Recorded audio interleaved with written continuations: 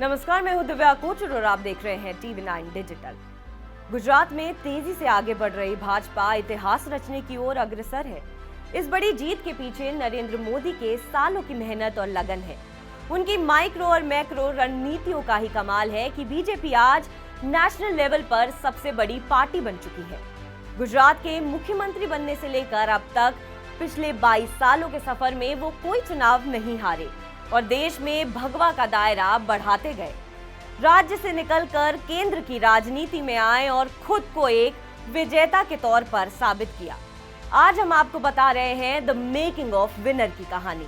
कैसे तैयार हुआ मोदी मैजिक, नरेंद्र मोदी भाजपा के लिए चुनाव जिताऊ नेता कैसे बन गए, जानिए इसकी बड़ी वजह क्या है।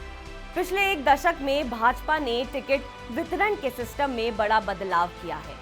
पीएम मोदी ने पार्टी को मजबूती देने और चुनाव जिताने के लिए अलग अलग फील्ड के ऐसे लोगों को चुना जिनसे जनता वाकिफ है। उन्होंने खिलाड़ी, लेखक, कलाकार, कवि, सामाजिक कार्यकर्ता और नौकरशाह को टिकट की लिस्ट में शामिल किया। पार्टी को हर वर्ग से जोड़ने के लिए पिछड़ों को टिकट देने की शुरुआत की। चुनाव क्षेत्र में रिसर्च और कैंडिडेट की पहचान को भी टिकट का आधार बनाया गया। हर बार चुनाव जीतने वाले कैंडिडेट को टिकट देने की परंपरा बदली। इसका असर भी दिखा। नरेंद्र मोदी ने पॉलिटिकल सर्वे की शुरुआत की। इसकी मदद से ये समझा गया कि भाजपा को लेकर जनता क्या सोचती है, पार्टी उसे कितनी पसंद है और बीजेपी की नीतियों को कितना करीब से समझ रही है। सर्वे के आधार पर ऐसे पॉलिटिकल कैंपेन लॉन्च किए गए जो भाजपा से दूर हो चुके वोटर्स को वापस जोड़ने का काम करें। इसके जरिए ये भी समझा गया कि चुनावी क्षेत्र के किस हिस्से में पार्टी कितनी मजबूत है और कहां पिछड़ी है। संघ प्रचारक होने के दौरान नरेंद्र मोदी ये समझने की कोशिश करते रहे कि देश की जनता आरएसएस के बारे में क्या सोचती है। यही आइडिया पार्टी के लिए भी लागू किया गया। 1995 में जब नरेंद्र मोदी चंडीगढ़ के प्रभारी बने तो कार्यकर्ताओं से मुलाकातों का दौर हुआ। उन्होंने सीधा कार्यकर्ताओं से पूछा कि मुझे एक ऐसा कार्यक्रम बताएं जिसे भाजपा ने आयोजित किया हो। उसमें 2000 से अधिक लोग पहुंचे। मोदी के इस सवाल ने सबको चौंका दिया। इसके बाद चंडीगढ़ में परिवर्तन रैली आयोजित की गई। फिर एक के बाद एक वहां हुए चुनाव में भाजपा को जीत हासिल हुई। इसी फॉर्मूले को भाजपा ने लागू किया। मोदी जब 2001 में गुजरात के मुख्यमंत्री बने तो अगले ही साल यानी 2002 में उन्हें विधानसभा चुनाव का सामना करना था। उन्होंने गुजरात में गौरव यात्रा की शुरुआत की। यह अपनी तरह का अलग प्रयोग था। 3000 किलोमीटर लंबी यात्रा का गुजरातियों ने स्वागत किया और लोगों का जन सैलाब उमड़ा। इसके बाद सद्भावना यात्रा ने गुजरातियों पर अपना असर छोड़ा। इन यात्राओं के जरिए नरेंद्र मोदी सीधे तौर पर लोगों से जुड़े। उन्होंने ये प्रयोग जारी रखते हुए 2012 में पार्टी से युवाओं को जोड़ने के लिए विवेकानंद युवा विकास यात्रा की शुरुआत की। इसके बाद लोगों को जोड़ने का ये सफर जारी रहा।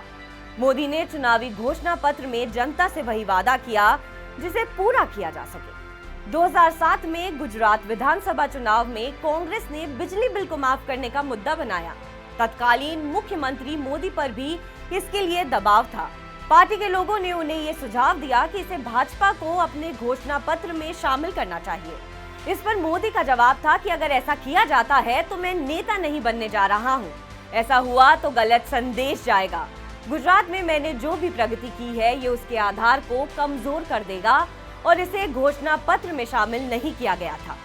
साल दर साल भाजपा ने बूथ मैनेजमेंट बेहतर बनाने के लिए अपनी रणनीति को और मजबूत किया।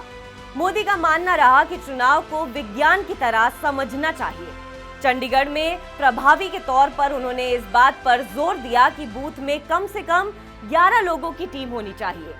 अंदर 2 लोग हों, एक रिलीवर और दूसरा अटेंड करने वाला हो, एक बाहर टेबल पर बैठा हो, एक पर्चियां जमा कर रहा हो। इतना ही नहीं, उन्हें ऐसे लोगों से संपर्क करना चाहिए जिन्होंने अभी तक वोट नहीं डाला है।